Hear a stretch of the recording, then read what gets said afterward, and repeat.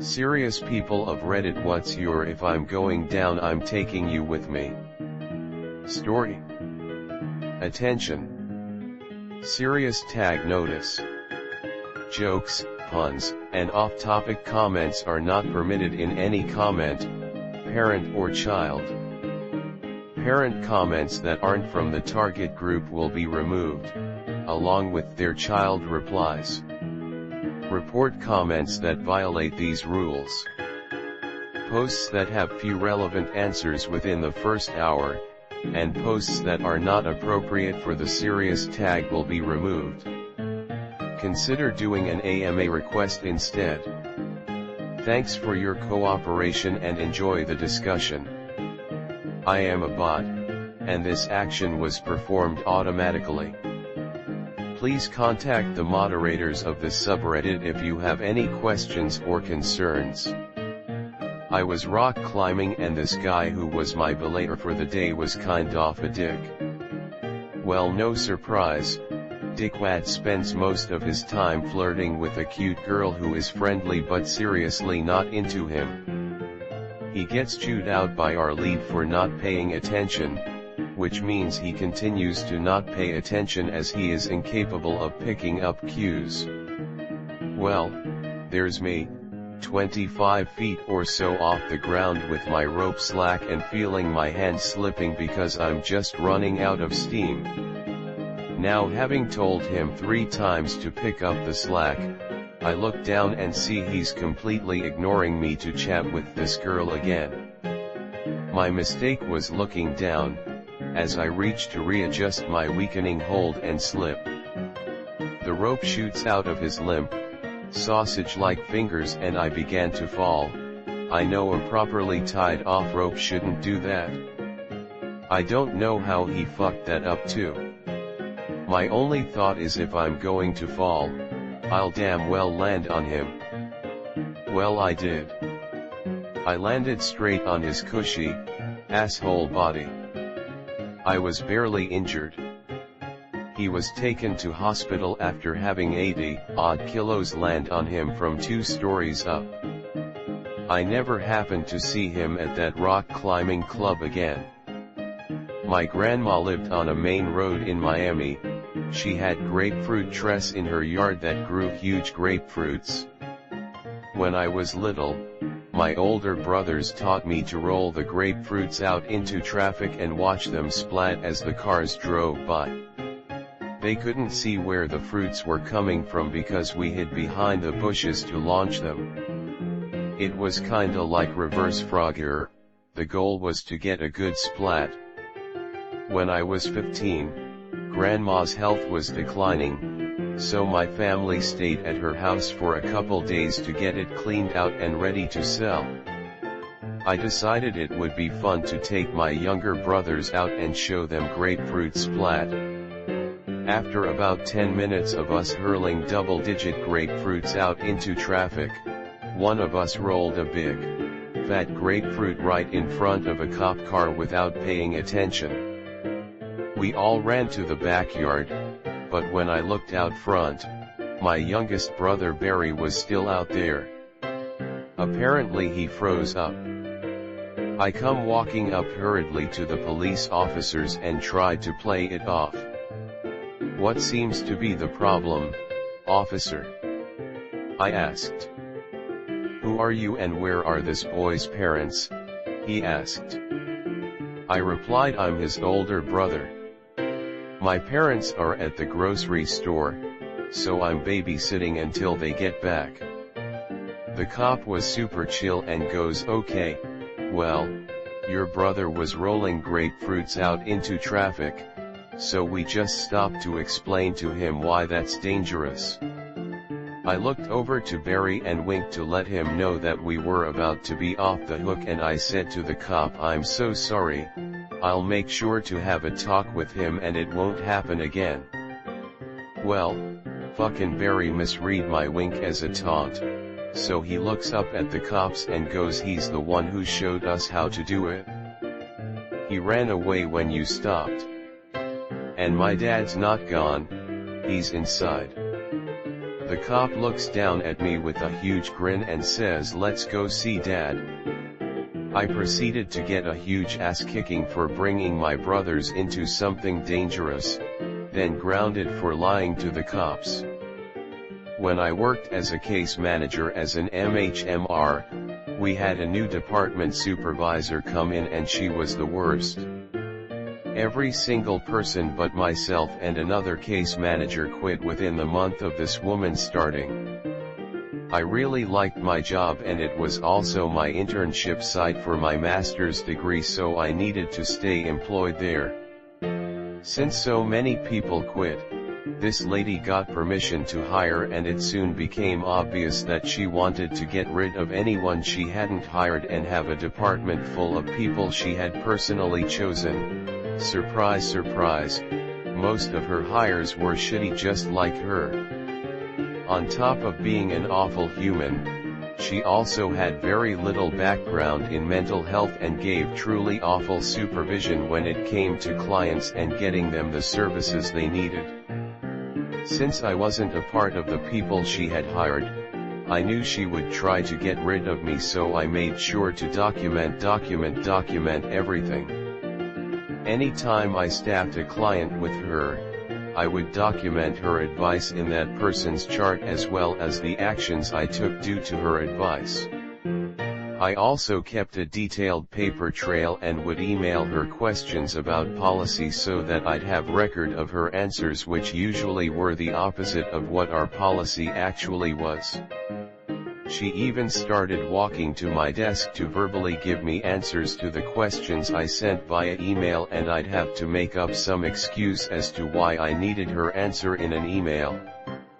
Like I would tell her a parent or client had asked and I wanted to be able to give them a verbatim answer. I could tell she hated it. Anyway, several months later, I staffed a client with her who I believed needed to be hospitalized and wanted to run it by her first as she demanded. The kid was suicidal, homicidal, and impulsive, which is a recipe for disaster. She disagreed that this kid needed hospitalization and told me to refer the client to another agency because apparently the client was too high risk for us but didn't need to be hospitalized. I tried to get her to agree to just calling crisis to assess her, but she denied that as well. I documented what she told me to do and referred out. Well, literally a day later, this kid brings a gun to school and gets in a ton of trouble obviously. Thankfully he was stopped as soon as he stepped through the metal detectors. Mom is pissed that my agency just referred him out and didn't get him the help he needed, and a day later he plans to shoot up his school. My supervisor's supervisor is pissed as this is a PR nightmare and comes down on my supervisor, but since I was the direct care staff assigned to this client, my supervisor blamed it all on me. I ended up getting fired for my negligence. However, the higher-up of course carefully went through this kid's records and saw all of my documentation regarding the awful decisions my supervisor had made, which lead the higher-up to investigate even more. Basically there was Medicaid fraud being committed. This lady was lying about her mileage and being reimbursed way more than she should, and all this other lovely stuff. So she was fired as well. I was asked to come back, but fuck that place and its corruption. When I was in 8th grade, we had to create a presentation on a book we had just read, including a skit from one of the scenes. Here's the best part: we were forced to work in groups. Being an introvert, I hate group work. What I hate even more is when your group mates don't do their work. The day we were assigned the project, we decided to divvy up the slides equally. It was a Google Slides, so we could all contribute to the same document. The class ended, and I had already finished one of my slides. One boy only changed the color of the title, and the other two didn't do anything. 2 days later, I had finished all of my slides. Nobody else had done anything. I offered to start the script for the skit since I had finished, and asked for the others to contribute. Nothing. A couple more days passed, I had finished the skit as well, and all of the other slides were still empty. Finally, the night before the assignment was due came. I had hoped that even a title had been added. The slides were still empty. I finally decided to just finish it myself. I was up until about midnight, and the slides were not the best quality. Finally, presentation day comes. Of course, my group mates felt absolutely no remorse for doing no work.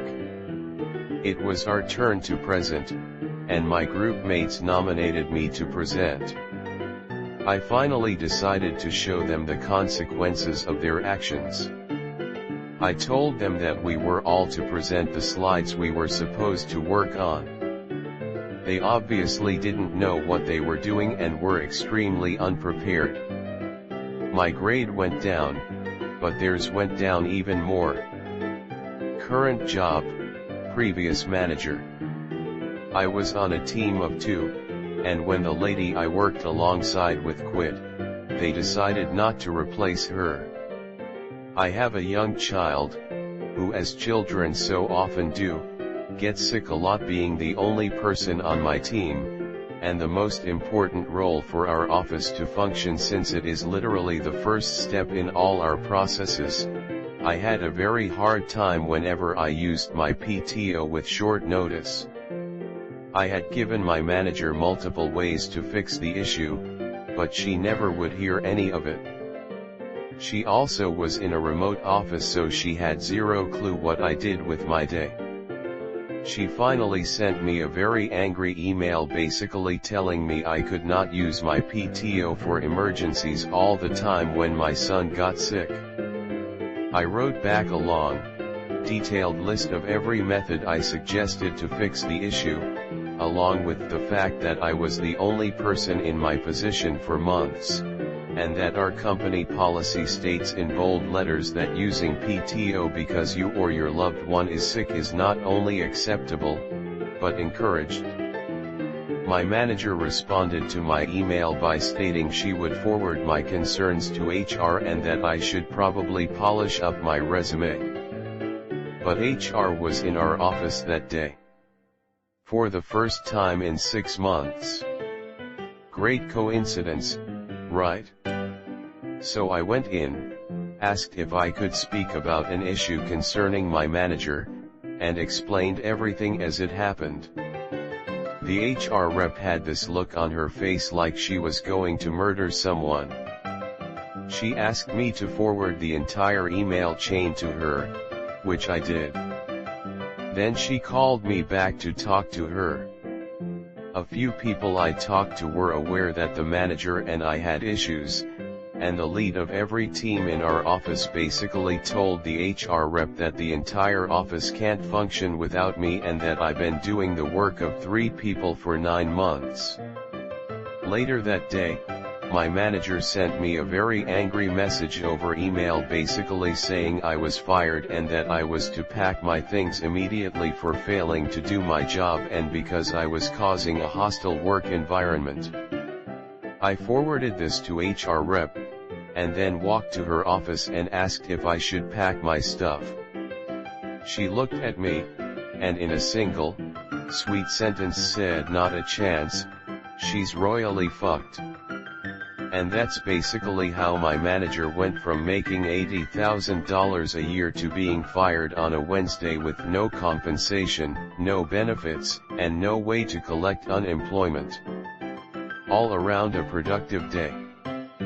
When I was stationed in Korea, my sergeant threatened to tell command I was drinking underage. Fortunately, I had pictures of our squad drinking and he was present, so I told I would show them to command if he told on me.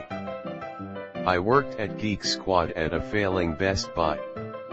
One day, a service order I had created was shown to me by a co-worker. Hey, looks like you made a mistake here. You checked this box, but that doesn't make sense given what they brought the PC in to be repaired for. Me? Yep, sorry, I meant to check this other box here. Let me fix it. Another co-worker, hey, can I see that before you fix it? She takes it, walks over to the copier, makes a copy of it, hands the original back to me, disappears to the back with the copy. Puzzling. Suspicious.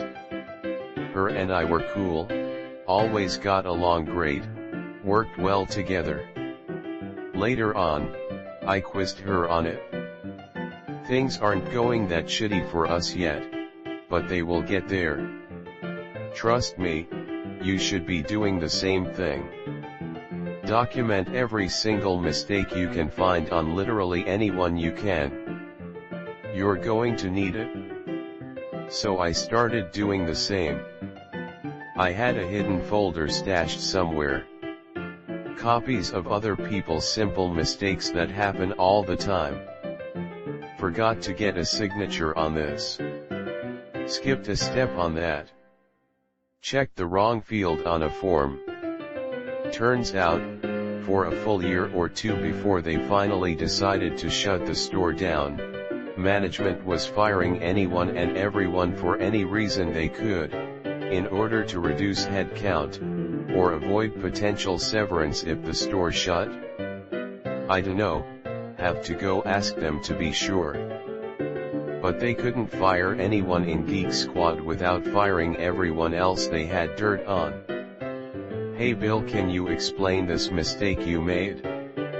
This is going to get you fired.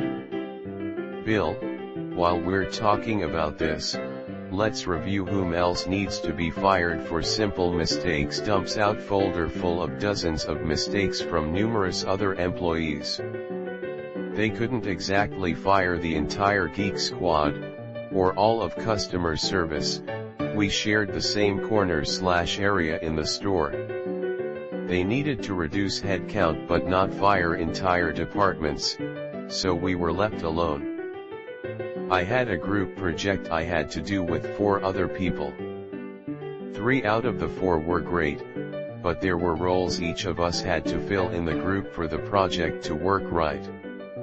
The final girl never once participated in the project, so her role was completely empty and it was dragging the rest of us down. We couldn't just fill in for her either because she kept her specific instructions to herself. The other 3 and I did the best we could, but our instructor didn't seem impressed. He had a few questions about how we came to our conclusion and who did what in the group. The other 3 were trying to keep focus on the roles they filled, but the instructor was asking about the role that the one girl skipped out on. I answered that we didn't have anything from that role because what's her ass didn't come to any of the project sessions. We just did what we could without her. Until that point, the girl that didn't do shit was standing there acting like she deserved any of the grade we all got.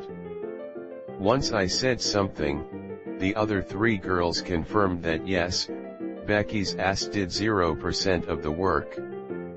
She tried to say she was just really busy, but another girl shut her down by saying she saw her at several parties the past couple weeks. That girl got a 0, and the rest of us got like an 85 or around that number. I felt like a snitch, but fuck that girl. Dad pushed me into the pool, but before I fell in I grabbed his arm. Smiling face with sunglasses. I once worked for a startup company, and they missed one of my paychecks. It wasn't a gigantic deal to me because they were a bit strapped for cash and we had a big release coming soon, and I was decently paid anyway, so I just said fuck it. They then fired me 2 days before release, making it sound like I had been inadequate despite zero indication from them that I was such before that day. and hashtag X200B. So I made the proper legal arrangements to recoup my missing paycheck and told them I'd be going to labor and industry. I had already filed a complaint, because if they were going to fire me after I worked 70 hours a week for over a month to try and meet their deadline, out of nowhere, I sure as fuck wasn't going to cut them the slack of an entire paycheck. I got my paycheck. They went out of business because they were corrupt and had been misusing investor funds for years before this, unbeknownst to me, and I laughed my way to the bank. My next door neighbor kept picking my plum tree dry when I would go out of town, so I cut it down out of frustration. No plum jelly for anyone. If you're Canadian, you've done this to your BFF while slipping on ice outside of school at least once in your life. In 7th grade, my teacher decided to use process drama to teach about the Holocaust. He told us we can hide anywhere in the building, and if we successfully evade him looking for us, we will get a bunch of extra credit. Conversely, if we are caught, we will get 5 points for each other classmate we rat out. I hid successfully in the computer class under a spare TV cart that barely fit me. My soon-to-be not friend had chosen poorly in the same room and was easily found. Upon walking out, I very clearly remember him yelling, "Wait! Yams is in the corner under the cart." I can't remember being so mad at someone. Ratted out for a mere 5 points. I yelled at him and Def overreacted. The lesson being a process drama, that was kind of the point. To experience the fear and potential rage at your neighbors for ratting you out. For those of you who don't know, this lesson style is to give the student first-hand emotional connection to whichever content you'd like to teach. It's incredibly effective. TLDR, I was taken down along with a classmate and lost extra credit. My uncle used to own a hardware store in our shitty little town. He wanted to put up a cover between two buildings that he owned, but the town council wouldn't let him. They never gave any real reason, like, we need to leave the area uncovered because of XYZ building codes.